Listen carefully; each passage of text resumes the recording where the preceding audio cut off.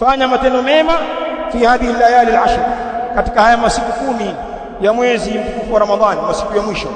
Kisha wanasema fa idha ja'at lailatul qadri, na pindi ukija usiku wenye cheo, wa anta ala ta'ati llah, na hali ya kuwa wewe uko juu ya taa ya Allah, kad hasalta ala hadha thawab, itakuwa umezipata thawabu hizi.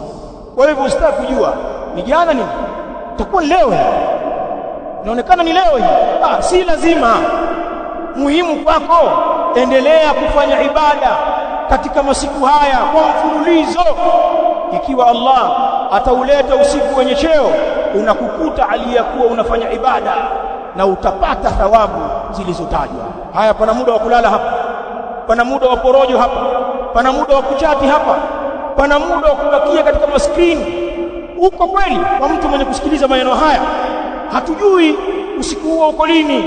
Lazima muda wote tuwe tunachelea, tuwe tuna hofu, huenda nimepitwa mimi, hebu nipambane, huenda ni sasa, huenda ni baadaye. Lazima tupambane.